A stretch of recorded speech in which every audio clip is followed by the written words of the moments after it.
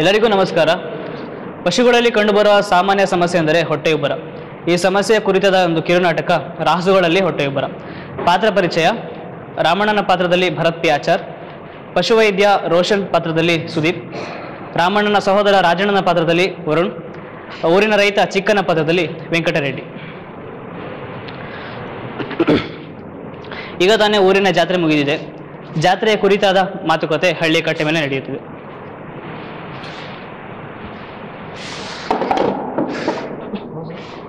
ಓಹೋ, ಏನ್ ಕಣ, 2 ದಿವಸದಿಂದ ಕಾಣ್ತಾ ಇಲ್ಲ, ಎಲ್ಲಿದೆ? ಎಲ್ಲೋ ಅಲ್ಲಿ ಊರ್ ಜಾತ್ರೆಗೆ ನೆಂಟರು ಬಂದಿರಲ್ಲ, ಅವ್ರು ಕಳ್ಸೋದ್ರಲ್ಲ ಆಯ್ತು ನೆನ್ನೆ ಮೊನ್ನೆ. ಓ, ಹಂಗ ಸಮಾಚಾರ. ಅಂದಂಗೆ ಊರಬ್ಬ ಎಂತೂ ಚೆನ್ನಾಗಾಯ್ತು. ಊಟ ಗೀಟ ಎಲ್ಲ ಪಸಂದಾಗಿತ್ತು. ಜನ ಅಂತೂ ಖುಷಿ ಬಿಡು. ಊರ ಹಬ್ಬ ಅಂತ ಅಡ್ಗೆನೆಲ್ಲ ಬಿಸಿ ಜಾಸ್ತಿನೇ ಮಾಡಿಸಿದ್ದು.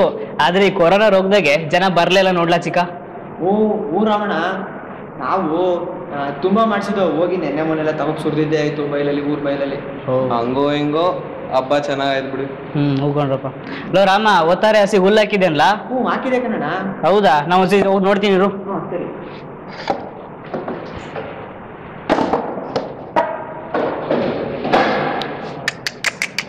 ಗೌರವ, ಹುಲ್ ಚೆನ್ನಾಗಿ ತಿಂತಿದೆಯಲ್ಲ? ರಾಮ ರಾಮ, ಯಾಕಣ ಹಿಂಗೂ ಕಟ್ತಿದ್ಯೆ? ನನಗೆ ಕಿವಿ ಕೇಳಿಸಕ್ಕೆ. ಬಿರ್ನೆ ಬಾರಲ್ಲ ಇಲ್ಲಿ. ಬಂದೆ ತಡಿ ಬಸಿ. ಅದೇನ್ ಮನೆ ಬಿದ್ದೋಗೋದೇನಾಯ್ತು? ಈ ಕರಿಯಸ ನೋಡಲ್ಲ, ನಿನ್ನೆ ರಾತ್ರಿ ಹಾಕಿದ್ ಹುಲ್ಲೆ ತಿಂದಿಲ್ಲ. ಏನಾಯ್ತು ಇದಕ್ಕೆ? ಏನ್ ರಾಜಣ್ಣ, ಬೆಳಗ್ಗೆ ಅಷ್ಟು ಜೋರ ಕೂಗಾಡ್ತೀಯಾ? ನೋಡ್ಲಾ ಚಿಕ್ಕ, ನಿನ್ನೆ ರಾತ್ರಿ ಹಾಕಿದ್ ಹುಲ್ಲೆ ತಿಂದಿಲ್ಲ ಈ ಹಸ. ಓ ಹೌದು, ಹೊಟ್ಟೆ ಉಬ್ದಂಗಾಗಿದೆ. ಹೌದಲ್ವಲ್ಲ ಚಿಕ್ಕ, ಹೊಟ್ಟೆ ಬೇರೆ ಉಬ್ದಂಗೈತೆ. ಲೋ ರಾಮ, ನಿನ್ನೆ ಹೊಸ ಮೇಯಕ್ಕೆ ಎಲ್ಲಿ ಕಳ್ಸಿದ್ದೆ? ಮನೆಯಿಂದಲ್ ಬೈಲೆ ಕಟ್ಟಿದ್ದೆ, ಅದು ತಪ್ಪಿಸ್ಕೊಂಡೋಗಿ ಊರ್ ಬೈಲಲ್ಲಿ ಮೇಯ್ತಿತ್ತು. ಸಂದೋ ಹಿಡ್ಕೊ ಬಂದೆ. ಒಂದ್ ಹಸಿನ ಬಿಗೆ ಕಟ್ಟಕ್ ಬರಕಿಲ್ಲ ನಿಂಗೆ. ನೋಡು ಈಗ ಏನೋ ಆಗೈತೆ ಹಸಿಗೆ. ಅದೇನೋ ಹೊಟ್ಟೆ ಉಟ್ಕೊಂಡದೆ. ಮೊನ್ನೆ ಗೌಡ್ರ ಮನೆಯಲ್ಲಿ ಹಿಂಗೆ ಆಗಿತ್ತಂತೆ. ಹಿಂಗೆ ಆಗಿತ್ತಂತೆ. ಡಾಕ್ಟರ್ ಬರೋ ಅಷ್ಟರಲ್ಲಿ ಕರುವೆ ಸತ್ತೋಯ್ತಂತೆ. ವಾ, ಹಂಗಿರ ನಾನು ಬಿರ್ನಾಗಿ ಡಾಕ್ಟರ್ನ ಕರ್ಕೊಂಡ್ ಬರ್ತೀನಿ. ಈ ಹೊಸಿ ಹಸಿನ ನೋಡ್ಕೊಳ್ಳಿ.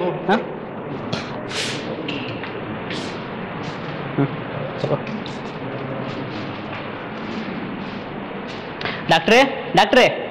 ಯಾರಪ್ಪ ಅದು ಬೆಳಿಗ್ಗೆ? ಓ ರಾಜಣ್ಣ, ಏನ್ ಸಮಾಚಾರ? ಬೆಳಗ್ಗೆನೆ ಬಂದಿದೀಯಾ? ಡಾಕ್ಟ್ರೇ, ನಮ್ಮ ಹಸಿಗೆ ಸ್ಯಾನೆ ಉಸಾಲಿದ್ದಂಗೆ ಆಗ್ಬಿಟ್ಟೈತೆ. ಹಸಿ ಬನ್ನಿ, ಅದೇನು ಅಂತ ನೋಡಿ. ಏನಾಗಿದೆ ಅಂತದ್ದು? ಅದೇನೋ ಗೊತ್ತಾಗಿಲ್ಲ ಡಾಕ್ಟ್ರೇ, ಸ್ಯಾನೆ ಮಂಕಾಗ ಮಕ್ಕಂಬಿಟ್ಟೈತೆ.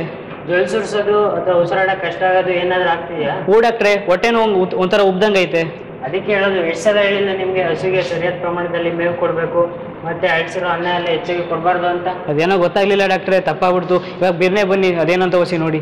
ಸರಿ ನಡಿ, ಔಷಧಿ ತಗೊಂಡ್ಬರ್ತೀನಿ. ಬನ್ನಿ ಡಾಕ್ಟ್ರೇ, ಇದೆ ಹಸ. ಡಾಕ್ಟ್ರೇ ನೋಡಿ ಡಾಕ್ಟ್ರೇ, ನಮ್ಮ ಮನೇಲಿ ಜಾಸ್ತಿ ಆಳ್ಕೊಡೋ ಹಸ ಇದೆಯಾ? ಏನಾರ ಮಾಡಿ ಉಳಿಸ್ಕೊಟ್ಬಿಡಿ ಡಾಕ್ಟ್ರೇ.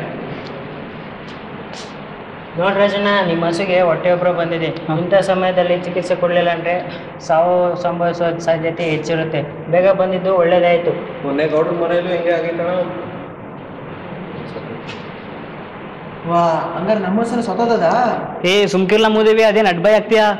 ಸರಿಯಾದ ಸಮಯಕ್ಕೆ ಚಿಕಿತ್ಸೆ ಮಾಡಿದ್ರೆ ಏನಾಗಲ್ಲ. ಭಯ ಪಡಬೇಕಾದ್ದೇನಿಲ್ಲ. ಹೊಟ್ಟೆಯಲ್ಲಿರೋ ಗಾಳಿ ತೆಗೆದು ಮಾತ್ರೆ ಕೊಡ್ತೀನಿ, ಸರಿ ಹೋಗುತ್ತೆ. ತಗರಾಜಣ್ಣ, ಇವು ಮಾತ್ರೆನ ಕೊಡು ಸರಿಯಾದ ಸಮಯ. ಸರಿ ಡಾಕ್ಟ್ರೇ. ಹೌದು ಡಾಕ್ಟ್ರೇ, ಹೊಟ್ಟೆ ಉಬ್ಬರ ಅಂದ್ರೆ ಏನು? ಇದು ಏಕಾಗುತ್ತೆ?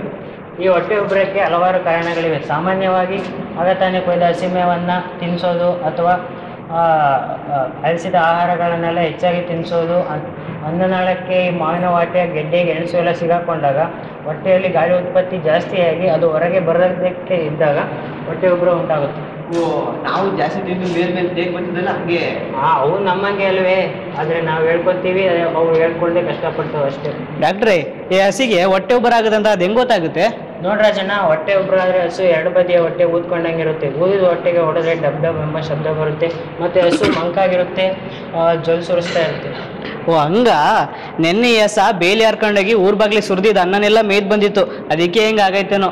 ಓಣ, ಹಂಗೆ ಆಗಿರ್ಬೇಕು. ಸಿಕ್ಕಿದ್ದಂತ ಏನೇನು ತಿಂದು ಬಂದಾಯ್ತು. ಅದಕ್ಕೆ ಹೇಳೋದು, ಹಸುಗಳು ಮೇಯೋ ಜಾಗದಲ್ಲಿ ಪ್ಲಾಸ್ಟಿಕ್ ಹಾಕಬಾರ್ದು, ಮತ್ತು ಅಳಿಸಿದ ಅನ್ನಗಳನ್ನೆಲ್ಲ ತಂದು ತಿನ್ನಿಸ್ಬಾರ್ದು ಅಂತ. ಹಸುಗಳಿಗೆ ಹೊಟ್ಟೆ ಉಬ್ಬರ ಬರೋದಲ್ಲದೆ ಸಾಂಕ್ರಾಮಿಕ ರೋಗಗಳು ಹರಡೋ ಸಾಧ್ಯತೆ ಹೆಚ್ಚಿರುತ್ತೆ.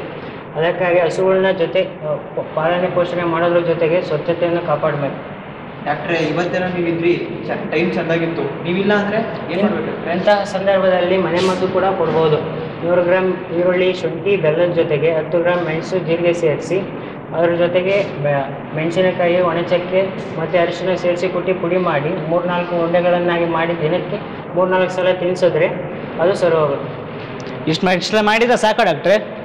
ಆದರೆ ಕೆಲವೊಮ್ಮೆ ಶಸ್ತ್ರಚಿಕಿತ್ಸೆ ಕೂಡ ಮಾಡಬೇಕಾಗುತ್ತೆ. ಅಂತಹ ಸಂದರ್ಭದಲ್ಲಿ ವೈದ್ಯರನ್ನು ಸಂಪರ್ಕ ಮಾಡೋದು ಬಹಳ ಮುಖ್ಯ. ಓ ಹಂಗ ತುಂಬ ಉಪಕಾರ ಆಯ್ತು ಡಾಕ್ಟ್ರಪ್ಪ. ನೀವು ಬರಲಿಲ್ಲ ಅಂದ್ರೆ ಅದೇನಾಗ್ತಿತ್ತೋ, ದೇವರಂಗೆ ಬಂದು ನಮ್ಮ ಹಸಿ ಉಳಿಸಿದ್ರಿ.